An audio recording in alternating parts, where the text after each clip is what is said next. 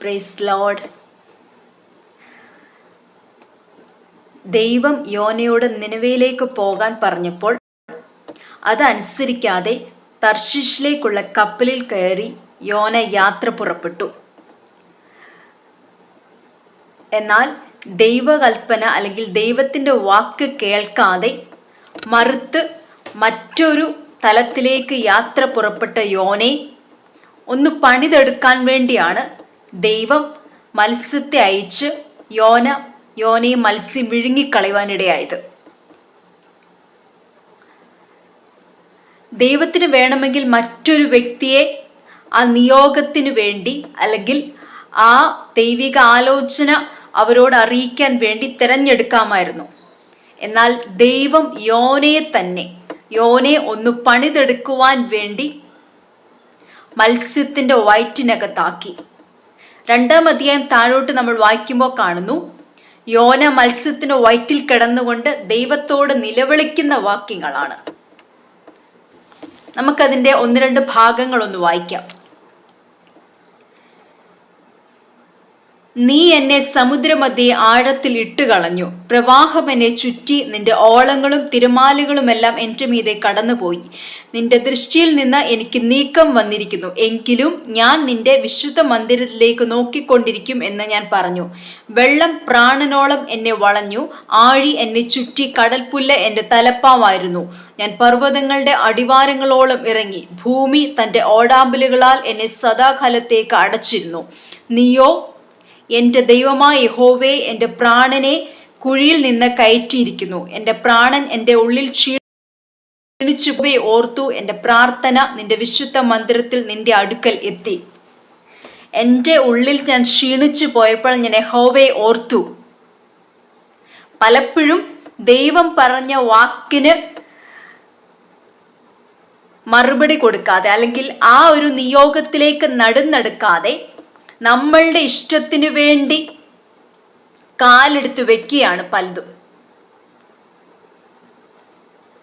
എന്നാൽ ദൈവം യോനയെ അവിടെ മറന്നു കളയാതെ ഒരു പണിയപ്പെടലിനു വേണ്ടിയിട്ട് മത്സ്യത്തിന്റെ വയറ്റിലാക്കി.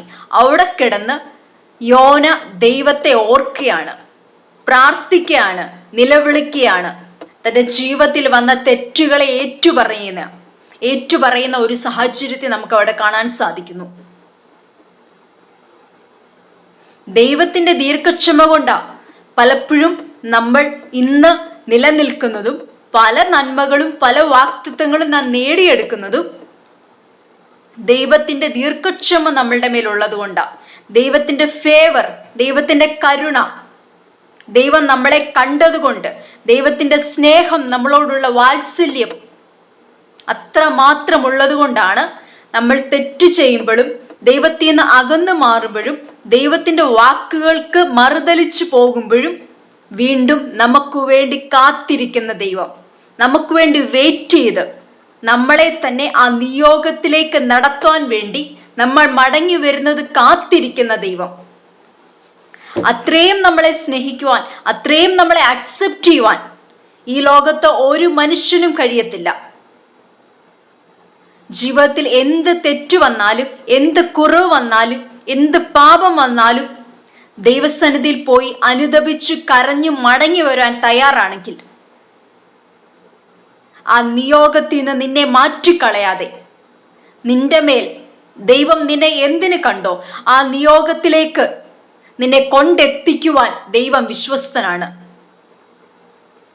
പലപ്പോഴും മറുതലിച്ചു പോകുമ്പോൾ എന്തെങ്കിലും പ്രയാസവും ചെറിയ അടിയും ഒക്കെ തന്ന് യേശുപ്പിച്ച നമ്മളെ ആ നിയോഗത്തിലേക്ക് നടന്നെടുക്കുവാൻ നമ്മളെ പ്രാപ്തരാക്കിക്കൊണ്ടിരിക്കുകയാണ്. ഒരു പണിയപ്പെടലാണ്. യേശുപ്പിച്ചന് നമ്മളോടുള്ള സ്നേഹത്തെ ചില വേദനകൾ അനുവദിച്ച് ദൈവസന്നിധിയിൽ ഒന്ന് കരയാൻ, ഒന്ന് പ്രാർത്ഥിക്കാൻ, ഒന്ന് ഉപവസിക്കാൻ, കുറവുകളെ ഏറ്റുപറയാൻ ഒരു സമയം. ദൈവം യോനയുടെ പ്രാർത്ഥന കേട്ടു. മത്സ്യം യോനെ ഛർദ്ദിച്ചു. ദൈവം പറഞ്ഞ അടുത്തേക്ക് യോന പോയി. അവിടെ ചെന്ന് ദൈവം അരുളിച്ചതൊക്കെ അവരോട് അറിയിച്ചു. പക്ഷേ നമുക്ക് ആ 3-ാം അധ്യായത്തിൽ നോക്കുമ്പോൾ വീണ്ടും യോന പിറുപിറുക്കുകയാണ്. യോന അവിടെ പോയി ദൈവാലോചന പറഞ്ഞ കാര്യം അവിടെ സംഭവിച്ചില്ലല്ലോ എന്നോർത്ത് പിറുപിറുക്കുന്നതും ദൈവവും യോനയും തമ്മിലുള്ള സംഭാഷണമൊക്കെ നമുക്ക് ആ 4-ാം അധ്യായത്തിലൊക്കെ കാണാൻ സാധിക്കുന്നു. അവിടുന്ന് ദൈവത്തെ പിറുപിറുത്ത് എന്ത് ചെയ്തു? മറുതലിച്ച് പോയിരിക്കുന്ന ഒരു യോനയെ നമുക്ക് അവിടെ കാണാൻ സാധിക്കുന്നു. അവിടെ നിന്ന് ദൈവം യോനയോട് ചോദിക്കുന്ന ഒരു ചോദ്യമുണ്ട്. ദൈവം യോനയോട്, നീ ആവണക്ക് നിമിത്തം കോപിക്കുന്നത് വിഹിതമോ എന്ന് ചോദിച്ചതിന് അവൻ, ഞാൻ മരണപര്യന്തം കോപിക്കുന്നത് വിഹിതം തന്നെ എന്ന് പറഞ്ഞു. അതിന് യഹോവ, നീ അധ്വാനിക്കുകയോ വളർത്തിയോ ചെയ്യാത്ത ഒരു രാത്രിയിൽ ഉണ്ടായി വരികയും ഒരു രാത്രിയിൽ നശിച്ചു പോവുകയും ചെയ്തിരിക്കുന്ന ആവണക്കിനെ കുറിച്ച് നിനക്ക് അയ്യോ ഭാവം തോന്നുന്നുവല്ലോ. എന്നാൽ വലങ്കൈയും ഇടങ്കൈയും തമ്മിൽ തിരിച്ചറിഞ്ഞുകൂടാത്ത 1,20,000 ചില്ലുവാനം മനുഷ്യരും അനേക മൃഗങ്ങളുമുള്ള മഹാനഗരമായ നിനവയോട് എനിക്ക് അയ്യോഭാവം തോന്നരുതോ എന്ന് ചോദിച്ചു. ദൈവത്തോട് പിറുപിറുത്ത അല്ലെങ്കിൽ ആ ആവണക്ക് ഉണങ്ങിപ്പോയ നിമിത്തം അവിടെ പിറുപിറുക്കുകയാണ്. ആവണക്കിനോട് യോനയ്ക്ക് കരുണ തോന്നിയപ്പോ ദൈവം യോനയോട് ചോദിച്ച ചോദ്യമാണ്. ഒരു മനുഷ്യന്റെ വില ഈ ഭൂലോകത്തെക്കാൾ വിലയേറിയതാണ് ദിനത്തിൽ പറയുന്നു. ദൈവം നമ്മളെ ഓരോരുത്തരെയും ചില നിയോഗങ്ങൾ ഏൽപ്പിച്ചിട്ടുണ്ട്.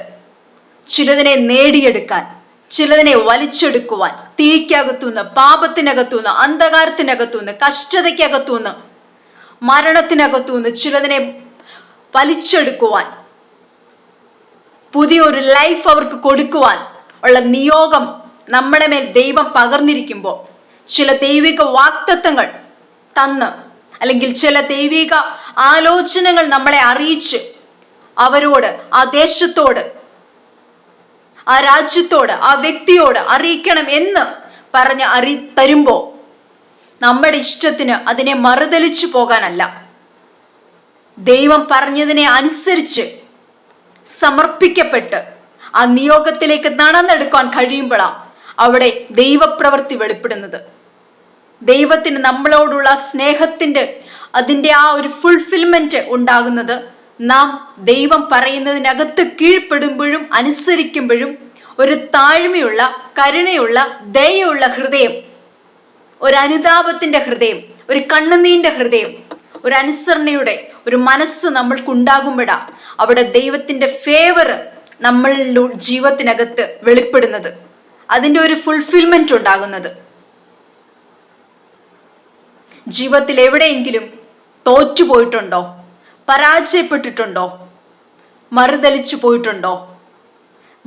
ദൈവനിയോഗത്തിൽ നിന്ന് അകന്നു പോയിട്ടുണ്ടോ? ഭാരപ്പെട്ടു പോകണ്ട. യേശു നിന്നെ വിളിക്കുക, യേശു നിന്നെ സ്നേഹിക്കുക. നീ മടങ്ങി വരുന്നത് കാത്ത് ആ നിയോഗത്തിലേക്ക് നിന്നെ കൊണ്ട് എത്തിക്കുവാൻ, നിന്നെ കൊണ്ട് തന്നെ ആ ദൈവപ്രവൃത്തി ചെയ്തെടുക്കുവാൻ, നിന്നെ കൊണ്ട് തന്നെ ആ ശുശ്രൂഷ ചെയ്തെടുക്കുവാൻ, നിനക്ക് വെച്ചിരിക്കുന്ന നന്മ, നിനക്ക് വെച്ചിരിക്കുന്ന ശുശ്രൂഷ അത് നീ തന്നെ പ്രാപിച്ചെടുക്കുവാൻ അതിനുവേണ്ടി കർത്താവ് കാത്തിരിക്കുക. നീ മടങ്ങി വരുവാൻ, നിന്റെ പണിയപ്പെടൽ കാണുവാൻ, നിന്റെ തകർന്ന ഹൃദയത്തോടുള്ള ദൈവസന്ധി നീ അനുദപിക്കുന്നത് കാണുവാൻ, ചില പുത്തൻ അഭിഷേകത്തെ, പുതിയ നിയോഗത്തെ പകരുവാൻ, നിന്നെ പുറത്തേക്ക് ഇറക്കുവാൻ, ഒതുങ്ങിയിരിക്കുന്ന മണ്ഡലത്തിനകത്തുനിന്ന് അടച്ചു വച്ചിരിക്കുന്ന, മൂടപ്പെട്ടിരിക്കുന്ന, ആരും കാണാതെ വണ്ണം നിന്റെ അഭിഷേകത്തെ പലപ്പോഴും നീ ഒതുക്കി വെച്ചിരിക്കുക, നീ ഒതുങ്ങിപ്പോയിരിക്കുക, അല്ലെങ്കിൽ മറ്റുള്ളവരാൽ നീ ഒതുക്കപ്പെട്ടിരിക്കുക.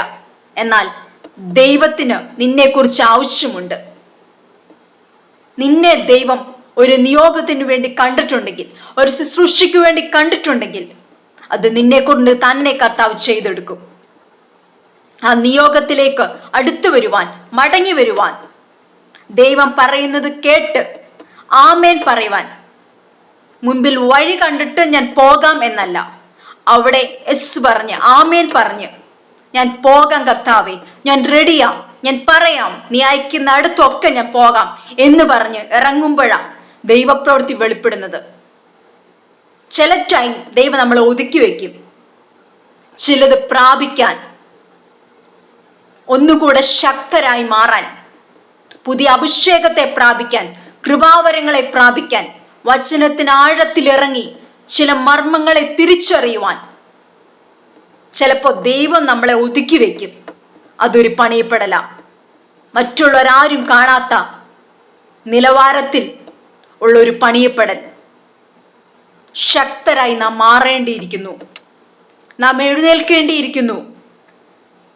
ദൈവനിയോഗത്തിലേക്ക് അടുക്കേണ്ട സമയമാണ്.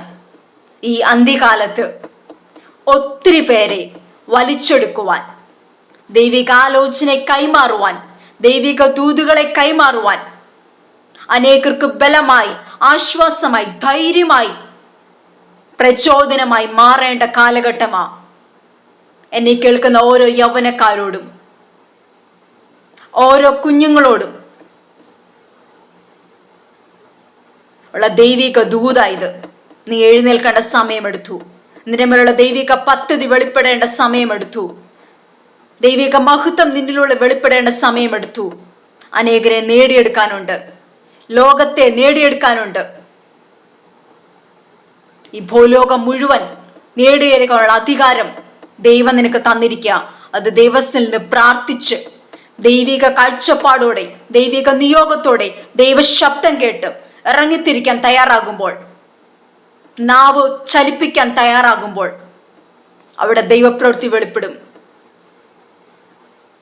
ഓട്ടം ഓടേണ്ടതുണ്ട്, ബലം നേടേണ്ടതുണ്ട്.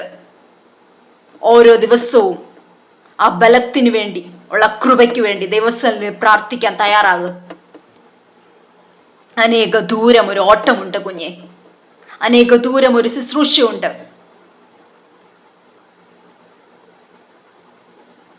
ജോലിയോട് കൂടെയോ അല്ലാതെയോ കർത്താവിന് വേണ്ടി പ്രയോജനപ്പെട്ടിട്ട് ഒരു തലമുറ എഴുന്നേൽക്കട്ടെ. ഒരു മിഷണറി ഡോക്ടറായി, ഒരു മിഷണറി നേഴ്സായി ഒക്കെ എഴുന്നേറ്റ് വരട്ടെ. ഒത്തിരി കുഞ്ഞുങ്ങൾ കർത്താവിന് വേണ്ടി ഫുള്ളായിട്ട് ഡെഡിക്കേറ്റ് ചെയ്യപ്പെട്ട ഒത്തിരി കുഞ്ഞുങ്ങൾ എഴുന്നേറ്റ് വരട്ടെ. ദൈവിക നിയോഗത്തോടെ, ദൈവശബ്ദം കേട്ടിട്ട് മാത്രം കാലെടുത്ത് വെക്കുക. നമ്മുടെ ഇഷ്ടങ്ങളെ, നമ്മുടെ ഇച്ഛകളെ മാറ്റിവെച്ച് ദൈവശബ്ദത്തിന് വാല്യൂ കൊടുക്കുമ്പോൾ നമ്മുടെ ലൈഫിനകത്ത് വലിയ അത്ഭുതങ്ങൾ നടക്കും, വലിയ ദൈവപ്രവൃത്തി വെളിപ്പെടും. ലൈഫിനകത്ത് ചേഞ്ചസ് ഉണ്ടാകും, മാന്യത ഉണ്ടാകും, ദൈവമഹത്വം വെളിപ്പെടും. ക്രിസ്തീയ ജീവിതം കഷ്ടതയുണ്ട്, വേദനയുണ്ട്, നിന്ദയുണ്ട്, പരിഹാസമുണ്ട്, അപവാദമുണ്ട്. പക്ഷേ അതിനകത്തും വ്യാപരിക്കുന്ന ഒരു പരിശുദ്ധാത്മാവിന്റെ സാന്നിധ്യമുണ്ട്. ആ സാന്നിധ്യത്തെയും ആ ദൈവനിയോഗത്തെയും ദൈവശബ്ദത്തെയും അതിന്റെ മഹത്വത്തെയും തിരിച്ചറിഞ്ഞ് മുൻപോട്ട് പോകാൻ തയ്യാറാവുമ്പോൾ വലിയ വിടുതൽ നടക്കും. എത്ര പാപം ചെയ്ത വ്യക്തിയാണെങ്കിലും അവരെ ചോർത്ത് നിർത്തി ഒന്ന് സ്നേഹിക്കുവാൻ, ഒന്ന് കരുതുവാൻ, ആ പാപത്തിനകത്തുനിന്ന് അവരെ പുറത്തു കൊണ്ടുവരാനുള്ള ഒരു നിയോഗമാണ് ഈ കാലഘട്ടത്തിൽ നമ്മളുടെ മേൽ ദൈവം പകർന്നിരിക്കുന്നത്. അവരെ മാറ്റി നിർത്താനല്ല, പാപത്തോട് നോ പറയാം, പക്ഷേ അവരെ ചേർത്ത് പിടിച്ച് അവരുടെ തെറ്റുകളെ പറഞ്ഞ് മനസ്സിലാക്കി അതിനകത്തുനിന്ന് അവരെ പുറത്തു കൊണ്ടുവരുവാൻ, അവരെ സ്നേഹിക്കുവാൻ, അവരെ കരുതുവാൻ കഴിയുന്നുണ്ടെങ്കിൽ നീ ഒരുവനെ നേടിയെടുക്കുകയാണ്. ഒരു മനുഷ്യന്റെ വില ഭൂലോകത്തെക്കാൾ വലുതാ. ദൈവിക നിയോഗത്തിലേക്ക് അടുത്തു വരുന്ന, ദൈവിക നിയോഗത്തിന് ഇമ്പോർട്ടൻസ് കൊടുക്കുന്ന, ദൈവശബ്ദത്തിന് വാല്യൂ കൊടുക്കുന്ന, ദൈവഹിതത്തിന് ഇഷ്ടം തോന്നുന്ന, താല്പര്യം കൊടുക്കുന്ന, ഇമ്പോർട്ടൻസ് കൊടുക്കുന്ന ഒരു തലമുറ എഴുന്നേറ്റു വരട്ടെ. ഒരു പൗലോസായി, ഒരു ഫേബയായി ഒക്കെ നമ്മൾ മാറി ശുശ്രൂഷക്കാരിയായി, പ്രവാചികയായി, ഹന്നയായി ഒക്കെ നമ്മളൊന്ന് എഴുന്നേൽക്കട്ടെ. ഒരു എസ്തറായി, ഒരു പ്രാർത്ഥന വീരിയൊക്കെ നമ്മളൊന്ന് മാറട്ടെ. ഈ കാലഘട്ടത്തിൽ ദൈവത്തിന് ആവശ്യം ഇങ്ങനെയുള്ള വ്യക്തികളെയാ, പ്രാർത്ഥന വീരരെയാ, നിയോഗമുള്ളവരെയാ. ദൈവിക കാഴ്ചപ്പാടുള്ളവരെ കർത്താവിന് ആവശ്യം. ഈ ലോകത്തിൻ്റെതൊക്കെ നമ്മളുടെ ഉത്തരവാദിത്തങ്ങൾ നമ്മൾ ചെയ്യണം. പക്ഷേ പ്രത്യേകിച്ച് കുഞ്ഞുങ്ങളോട്, പെൺകുഞ്ഞുങ്ങളോട്, സ്ത്രീകളോട് അടുക്കളയ്ക്കകത്ത് കിടന്ന് ഒതുങ്ങേണ്ടവരല്ല. ദൈവിക നിയോഗത്തെ തിരിച്ചറിഞ്ഞുകൊണ്ട് പ്രാർത്ഥിക്കാനും കരയാനും വചനം ധ്യാനിക്കാനും കർത്താവിന് വേണ്ടി പുറത്തേക്ക് ഇറങ്ങി പ്രയോജനപ്പെടാനുള്ള ദൈവിക നിയോഗം ഈ ദിവസങ്ങളിൽ നീ പ്രാപിച്ചെടുത്ത് അതിലേക്ക് നടന്നെടുക്ക്. നിന്റെ ലക്ഷ്യം ഒന്ന് മാത്രമാ, നേടണം, അനേകരെ നേടണം. ദൈവം ഏൽപ്പിച്ച നിയോഗത്തെ മറന്നുകൊണ്ട് ചുറ്റുമുള്ളവരെ ഭയന്നിരിക്കുന്ന അവസ്ഥയ്ക്കകത്തുനിന്ന് പുറത്തു വരുവാൻ തയ്യാറാകുമ്പോൾ ദൈവം നിന്നെ യൂസ് ചെയ്യാൻ തുടങ്ങും. ദൈവം നിന്നെ ഉപയോഗിക്കാൻ തുടങ്ങും.